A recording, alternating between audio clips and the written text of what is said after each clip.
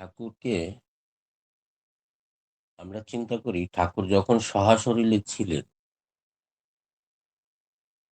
তখন ঠাকুরের লীলা খেলা হতো। নিজেদের পার্শ্ববের সঙ্গে যাদের সঙ্গে ঠাকুর এসেছিলেন, তাদের সঙ্গে লীলা খেলাটা হতো।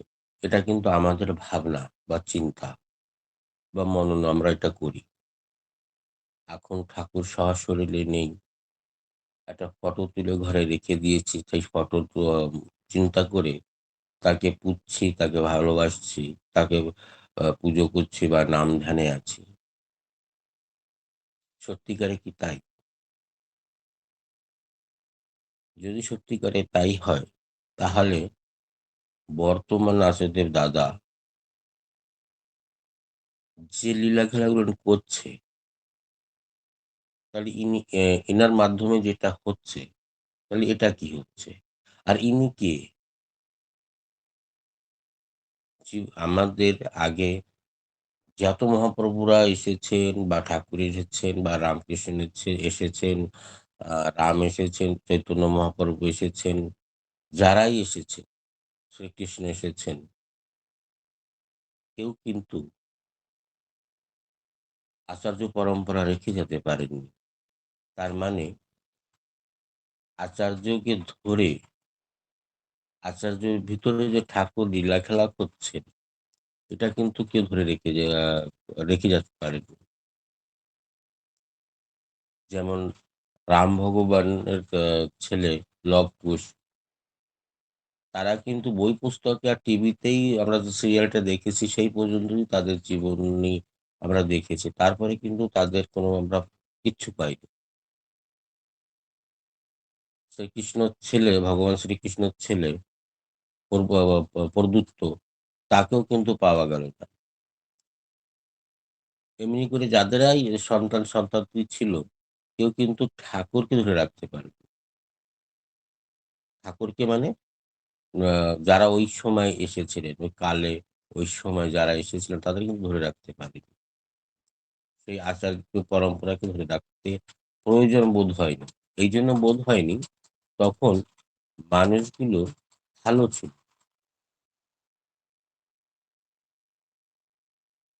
আর লোকের কাছে যদি ভালো হতে হয়, তাহলে আগে নিজেকে সেই ভাবে ধরে নিয়ে করতে হবে বা সেইভাবে নিয়ে চলতে হবে। নিজেকে সেইভাবে পরিপূর্ণভাবে নিজেকে ভালোবাসলে ঠাকুরকে ভালোবাসতে শিখতে হবে। আর তখনই শিখতে পারবে। যেমন বর্তমান আধুনিকের দাদা একটা লীলা খেলা শুনি। আ গল্প গ গল্প না, একটা হকিকত, এটা আপনারা শুনেছেন অনেকটা জায়গায়। কি জানি? আ নাও শুনতে পারেন কেউ। আ বিহারে বারৌনি নামের একটা গ্রাম আছে, বারৌনি। বেশি দূরের কথা না। এই আমরা ঠাকুরবাড়ি যাই, ওইখানে বিহারে বারৌনি নামের একটা গ্রাম আছে। ওইখানের একটা দাদা, গুরু ভাই, সে ফৌজিতে সার্ভিস করে। তার তাঁর নাম হলো চিত্তরঞ্জন। চিত্তরঞ্জন উনি সিং ফৌজিতে কাজ সিং চিত্তরঞ্জন সিং। আ উনি ফৌজিতে কাজ করেন, ডিউটি করেন। ওখানে কম বয়সের ছেলে ডিউটি পেয়েছেন, নতুন পয়সা পেয়েছে, একটা আনন্দ ফুর্তি আলাদা। কিন্তু ঠাকুরের দীক্ষা নিয়েছিলেন। ওখানে ডিউটি করছেন। ডিউটিতে আ মাংস, মাছ, মদ নিরন্তর চলছে। যারা আর্মিতে কাজ করে 80 থেকে 90% লোক কিন্তু এটা ব্যবহার করে।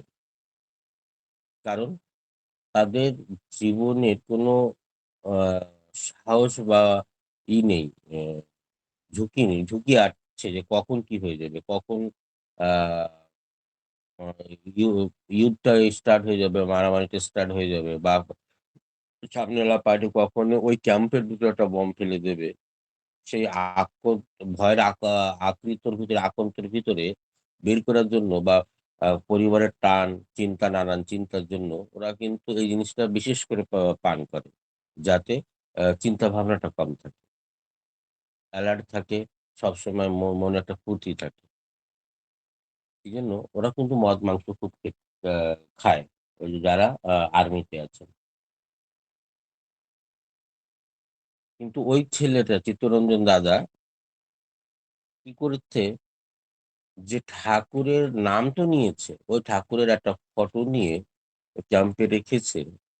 ওই ওরা তো একসঙ্গে ক্যাম্পে অনেকটা লোক থাকে, অনেকটা আহ, মানুষও আর্মি ম্যান ওদের সঙ্গে আছে। সবাই দেখে সকালবেলা উঠে বুধ করে কিছু একটা মন্ত্র পড়ে আর ঠাকুরের স্থবিরটা, এটা খালি করতো ওই লোকটা, বাকি আর কিছু করতো না। কিছুদিন পরে দেখা যায় সে তার একটা বিশাল একটা রোগে আক্রান্ত হয়, রোগটা এমন শুয়েছিল আর উঠতে পারে না। মানে তার কি প্যারালাইসিস করেছে আহ চেহারায়, ফেসে।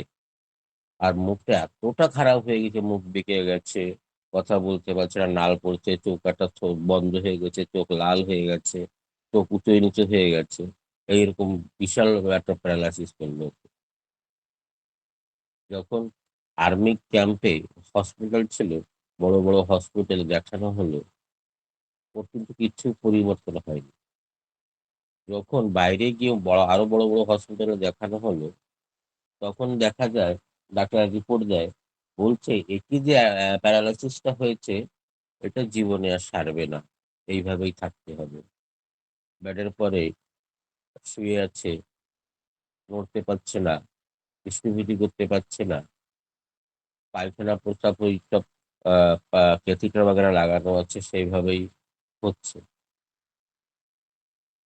কয়েকটা মাস পেরিয়ে যায়, কিন্তু ও স্টিভিটি করতে পারছেন না। যখন আহ, একটু স্বাভাবিক একটু হয়েছে, বা চিন্তা ভাবনাটা স্বাভাবিক স্বাভাবিক হয়েছে, বাকি শরীর স্বাভাবিক হয়নি, তখন ঠাকুরের দিকে তাকিয়ে দেখে মনে মনে কিন্তু স্থিরতি করছে, পয়সা হাতে নিতে পারছে না, কিন্তু মনে মনে স্থিরতি করছে। একদিন হঠাৎ করে ওর রাগ হয়ে যায় আর ঠাকুরকে চ্যালেঞ্জ করছে, ঠাকুরকে আদেশ দিচ্ছে, ঠাকুরের সঙ্গে কথা বলছে, ঠাকুর, তোমাকে আমি 10 দিনের টাইম দিলাম, তুমি যদি আমাকে ভালো না করো তাহলে তোমাকে বিকে দেবো, বা তোমার ফটোকে ফেলে দিয়ে কাজটা ভেঙে তোমাকে জলে ভাসিয়ে দেবো। কত বড় একটা চ্যালেঞ্জ, কত বড় একটা আদেশ ওই লোকটা করলেন, ওই ফৌজিটা করলেন। এইভাবে বলে শুরু একদিন দুদিন করতে করতে 7-8 দিন 7 দিন হয়ে যায়, তার মধ্যে কোনো পরিবর্তন হয় না। তখন চিত্তরঞ্জন বা ফৌজি বলছেন যে, ঠাকুর, 7 দিন পেরিয়ে গেছে, আপনার হাতে আর 3 দিন সময় আছে। 3 দিনের ভিতরে যদি আমি ভালো না হই, তো ওই একই কথা একই পরিপেক্ষা করে চলছেন, যে তোমাকে বিকে দেবো, তোমার ফটোটার নিচে আছাড় দিয়ে ভেঙে ফেলবো, আর যে তোমার ফটোটাকে নিয়ে আমি জলে ভাসিয়ে দেবো। 7 দিন পেরিয়ে যায়, 8 দিন পেরিয়ে যায়, 9 দিন পেরিয়ে যায়, 10 দিনের 10 দিনের টাইম দিয়েছে। 9 দিন যখন পেরিয়ে যায়, শেষ রাত্রে যখন শুতে যাবে, গভীর রাত্রে ঘুম আসছে, তখন কিন্তু মনে মনে বলছে, আজকের রাত তোমার জন্য আমার কাছে কিন্তু আকার শেষ রাত। এরপরে কিন্তু আমি তোমাকে আর দেখবো না, আর আমি তোমার স্থবিতে কিছু করতে পারবো না, আর কিচ্ছুটাই করবো না। কিন্তু ওই ফৌজিটা স্থবিতির পয়সা দিয়ে ওই মদ টদ খেত, মদ বিড়ি সিগারেট এসব খেতেন, স্থবিতি বরাবর করতে, কিন্তু পয়সাটা পাঠাতে পারতো না। এই জন্য ওই শেষ দিনে স্থবিতির পয়সা দিয়ে মাছ মাংস মদ টদ খেত। তোমার স্থবিতি আর করতে পারবে না। তখন ওই ভোর রাত্রে 10 দিনের দিন ভোর রাত্রে স্থবিতি করার জন্য হঠাৎ বিছানা থেকে উঠে দেখছে আমি স্থবিতি ও চেষ্টা করছে উঠে স্থপতি করা শুরু করলেন। যেভাবে স্বাভাবিকভাবে যেভাবে আমরা প্রত্যেককে করি সেইভাবেই করা শুরু করলেন।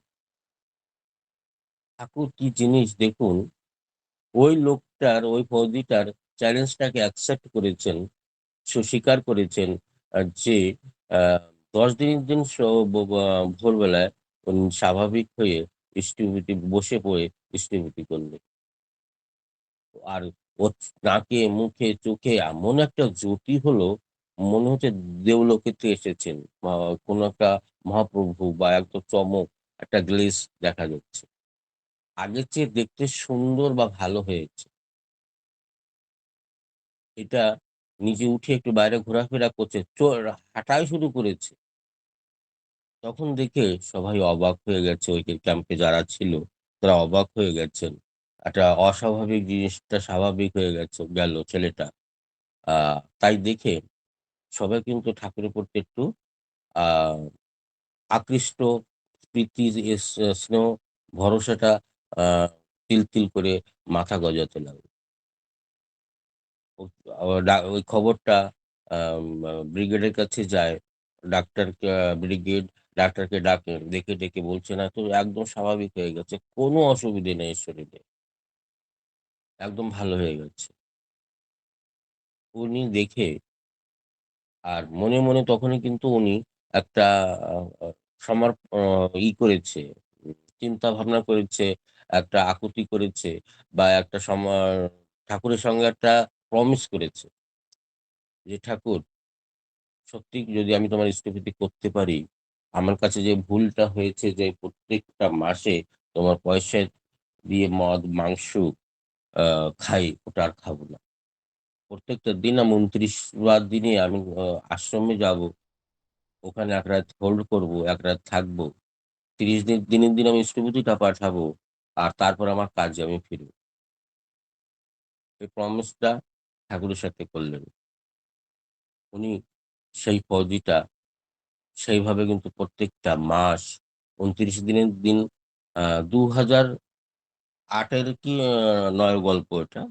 বেশি দিন পুরনো গল্প নয়। সেই লোকটা প্রত্যেকটা দিন 29 ডেজ এ ঠাকুর আশ্রমে ঢুকে ওখানে রাত্রে হোল্ড করে। ৩০ দিনের দিন স্থবিরতিটা পাঠিয়ে দেন। আবার নিজের কর্মক্ষেত্রে রওনা করেন। এইভাবে কিন্তু কিছুটা দিন পেরিয়ে যায়। তারপর ওই ক্যাম্পে ওই ক্যাম্পে যারা ছিল অনেকটা লোকের কিন্তু সেখানে দীক্ষা হয়। ঠাকুরকে এতটা ভালোবাসলো, এতটা সবকিছু করার পরে ঠিক হয়ে যায়। আর চোখে মুখে জ্যোতি কি লোকে দেখে চিনতে পারছে না যে সেই ছেলেটাই। যে ওই ফৌজিকে দীক্ষা দিয়েছিলেন সেই আ ঋত্বিকটা অ বরণী তে একটা সৎসঙ্গ হবে। সেখানে বর্তমান আচার্যদেব দাদা যাবেন বা দাদা যে ছিলেন আমাদের অ উনার পিতৃদেব, উনি তখন আচার্যদেব দাদার আসনে ছিলেন। এরা দুজনে উনারা ২ জন ওখানে গিয়েছেন। যাওয়ার পরে হঠাৎ আ বর্তমান আচার্যদেব দাদা চিৎকার করে বলছে, "হে ফৌজি এদিকে আসো।" দেখুন, এই ঘটনাটা হয়েছে এটা কিন্তু ও জানে আর কেউ জানে না। বর্তমান আচার্যদেব দাদা ওনাকে ডাকছে, চিৎকার করে উচ্চস্বরে ডাকছে, "হে ফৌজি এদিকে আসো।" আসলেন। তুমি ঠাকুরের পয়সা দিয়ে মদ খাও, ইষ্টবৃত্তির পয়সা দিয়ে তুমি আ বিড়ি সিগারেট খাও। হাত জোড় করে বলছে, "দাদা আমার কাছে ভুল হয়ে গেছে। তার সাজা আমি পেয়েছি। আমি এ কাজ আর করব না। এখনো তো ইষ্টবৃত্তি পাঠাতে ঠাকুরবাড়ি যাও?" বললে, "হ্যাঁ, যাই।" ওখানে যেয়ে বলবে, তখন তিনি আচার্যদেব দাদা ছিলেন না? "আমার সঙ্গে দেখা করবেন।" বলল, "আমি আপনাকে কি করে চিনব?" বলছে, "ওখানে গিয়ে বলবে যে" নাম ধরে বললেন, "বাবাইদার সঙ্গে দেখা করতে হবে।" বলে, "আজ্ঞে।" প্রণাম করে চলে যায়। মোটা মুছ, গোঁফ রেখেছে। ভালো মোটা রেখেছে। ঘুরানোটা যে ফৌজিরা যেভাবে ঘুরিয়ে রাখে ওইভাবে রেখেছে। জামা প্যান্ট পরে কিছুদিন পরে উনি ঠাকুরবাড়ি যান। জামা প্যান্ট পরা আছেন। ওই জিজ্ঞাসা করছেন, পেলন্ত্র অফিসের সামনে ওই গেটের কাছে গিয়ে যে, "এখানে নাম ধরে বলছে, "বাবাইদা কোথায় থাকেন? উনার সঙ্গে আমার দেখা করতে হবে।" তখন ওইখানে যে গার্ডরা বা অন্য দাদারা থাকেন, দাদার আশেপাশে, তারা বলছেন, "তুমি কোন জায়গার লাট হয়েছো যে তোমার সঙ্গে দেখা করবে বা বাবাইদা?" বলছে, "আমার দেখা করতে হবে, উনি বলেছেন।" বলে, "ওসব হবে না। ওখানে লাখো, লাখো লোক আসে, দেখা হবে না।" বলে, "উনার ঘরটা কোথায়?" বলল, "ওই যে উনার ঘর।" ঘরে যেয়ে কি হতো? ঘরে ঢোকার সে ক্ষমতা কি তোমার আছে? এইভাবে তো অনেকটা কথা ওকে শুনিয়ে দেয়। কিন্তু আ আচার্যদেব দাদা, বর্তমান আচার্যদেব দাদা আ ঘরের থেকে একটু বেরিয়ে বলছে, যেই ঘর থেকে বেরিয়েছে, সেই ২-৩ টে আ দাদারা ওখানে আশেপাশে ছিল। তাকে একজনকে বলছে, "দেখ আমার ফৌজি এসেছে।" দেখেন মনের কি টান, মনের কি ভালোবাসা যে ফৌজি ওখানে অপেক্ষা করছে, ফৌজি আশ্রমে ঢুকেছে। আশু দাদাও কিন্তু জানতে পেরেছে। উনাকে কিন্তু কেউ খবর দেয়নি। গ গ গলাটা বের করে ঘরের থেকে একজনকে বলল। আর উনি যে সত্যিকারে দেখে যে সত্যি সে ফৌজি ওখানে দাঁড়িয়ে আছে। উনাকে ডাক দিলে ডেকে নিয়ে ঘরে নিয়ে যান। ঘরে নিয়ে আ প্রণাম-টনাম করছে। বলছে, "কখন এসলে?" বলি, "এই তো রাত্রেই ঢুকেছি। কেবলই ঢুকলাম। ০.৫ ঘন্টা, পৌন ঘন্টা হয়েছে।" বলছে, "কিছু খেয়েছো?" বলে, "না।" বলে যে, "ভালো করেছো কিছু খাওনি।" উনাকে একটু ইশারা দিয়ে বললেন, "একে সভাপতি ঋত্বিকের পাঞ্জার ব্যবস্থা করো।" পূত ঠাকুরের প্রদত্ত যে আ পাঞ্জা আছে সে পাঞ্জার ব্যবস্থা করো। বললে, "ঠাকুর তোমার কাছে" ইরা বলছে, আ আচার্য দাদা বলছেন, "তোমার কাছে নতুন জামাকাপড় কিছু আছে?" বলছে, "না, আমি যেটা পরে আছি সেইটাই আছে।" তা ইশারা করে কাকে সাইডের দাদাকে বললেন, "ওকে নতুন কাপড় ধুতি বা পাঞ্জাবের ব্যবস্থা করে দাও। চান করার জন্য বাথরুম দাও। ভালো সুন্দর করে চান-টান করে জল না খেয়ে ওকে আবার আমার সামনে আসতে বলো।" বললে, "আজ্ঞে।" সব ব্যবস্থা করে দিল। সেইভাবে চান-টান করে রেডি হয়ে উনি সকালবেলা চলে আসেন। উনার সস্তেনি হয়। তারপরে আ ওই ঠাকুর প্রদত্ত যে আ সভাপতি ঋত্বিকের পাঞ্জা হয়। ১ বছরে ৩,০০০ ৩৬ কি ৩৭০০ দীক্ষা দেন।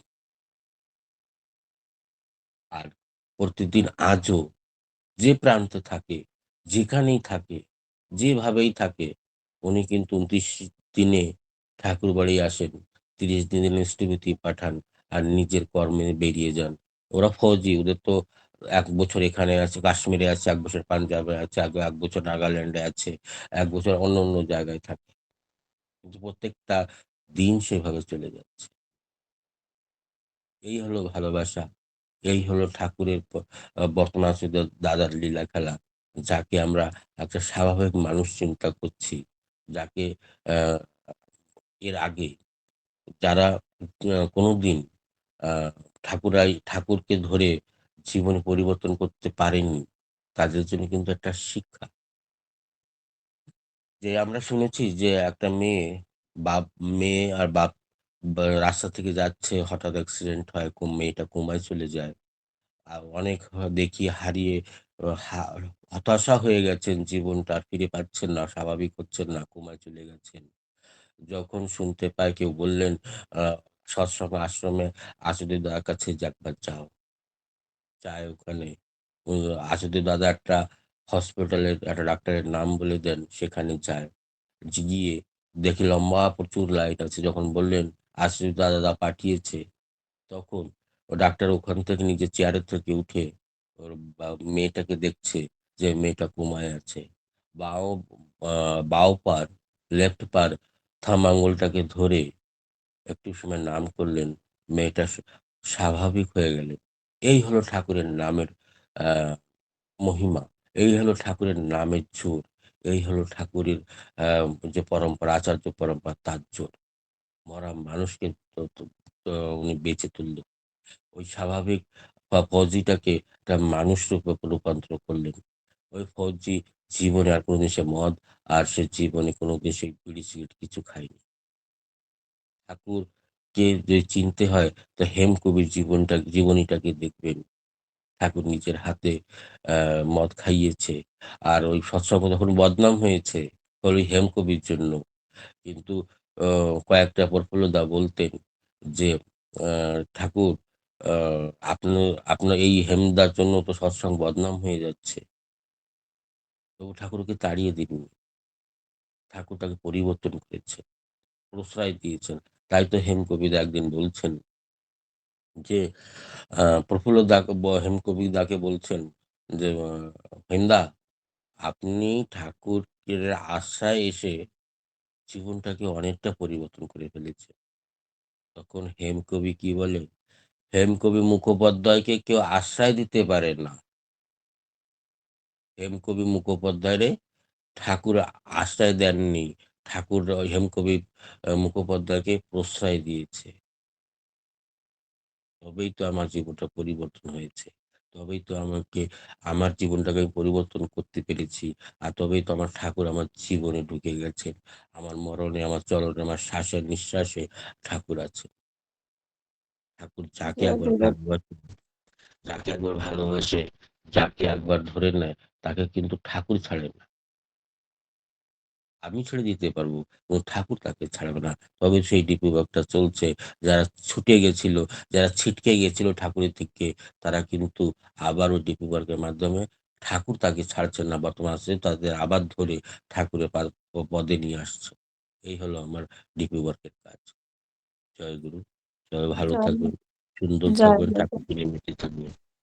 জয় গুরু দাদা, জয় গুরু। আমার শ্রদ্ধেয় দাদা খুব সুন্দর আলোচনা করছিলেন। মানে আমার শ্রদ্ধেয় চিত্তরঞ্জন সিং দাদার কথা বলছিলেন। তিনি এখন বিহারে, কিন্তু যখন এই ঘটনাটা ঘটেছিলেন তখন তিনি কাশ্মীরে ছিলেন। কাশ্মীরের খোঁজ, এবং উনি আমাদের এই লিঙ্কেও অনেকবার এসেছেন, ইষ্ট প্রসঙ্গও করেছেন। তো উনি মদ, মানে ইষ্টভীতির পয়সায় মদ মাংস খেতেন, এবং তার মুখটা পুরো ঘুরে গেছিল উল্টো দিকে, মানে সামনের দিকটা পুরো উল্টো দিকে ঘুরে গেছিল। এই হচ্ছে, তখন উনি একটা নির্দিষ্ট টাইম দিয়েছিলেন যে আহ, আগামী 10 দিনের মধ্যে যদি আমার মুখটা ঠিক না হয়, তাহলে তোমার সব কাজ করা আমি ছেড়ে দেবো। এই হচ্ছে ঠাকুরকে, মানে তিনি পরীক্ষা করেছিলেন, এবং আহ আর বলেছিলেন যদি আমার ঠিক হয়ে যায় আমি 30 দিনের দিন ইষ্টভীতি ওখানে দিয়ে আসবো। তাই তিনি এখন, এবং অটোমেটিক ভাবে মুখটা ঠিকও হয়ে যায়, এবং প্রতি 30 দিনের অন্তর তিনি কাশ্মীর থেকে ফ্লাইটে করে আসতেন ইষ্টভীতি দিতে। আহ যাই হোক, সেরকম মানুষও আছে। আমরা হয়তো ভাবি গল্প, গল্প, কিন্তু না, বাস্তবে যে ঘটছে এবং আচার্যদেব যে কি শেষে ঠাকুর যে রেতস্বরী রেখে গেছেন আমরা বুঝতে পারি না হয়তো। তাই আমরা কেউ পরীক্ষা করতে যাব না, একবার অগাধ বিশ্বাস নিয়ে তাকে ডাকলে তিনি সাড়া দেন। জয়গুরু। আমার শুধু দাদা খুব সুন্দর করে আলোচনা করলেন, আমরা প্রত্যেকে সমৃদ্ধ হলাম।